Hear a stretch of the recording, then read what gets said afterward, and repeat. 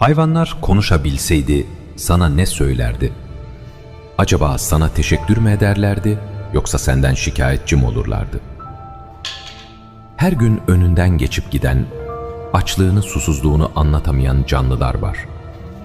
Dilleri yok fakat bakışlarında anlatamadıkları birçok şey var. Allah Kur'an'da şöyle buyurur: yeryüzündeki bütün canlılar ve gökyüzündeki kuşlar da sizin gibi topluluklardır. En'am suresi 38.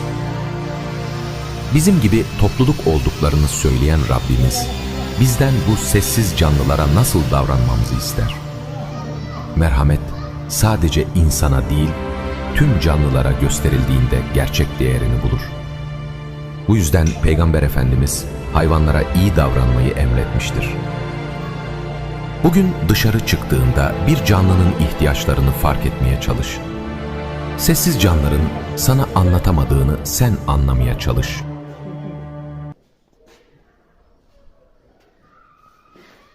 Sağ ol sanatkar, sağ ol sanatkar. Möhtəşəm, möhtəşəm, möhtəşəm. Möhtəşəm, möhtəşəm. Möhtəşəm, möhtəşəm.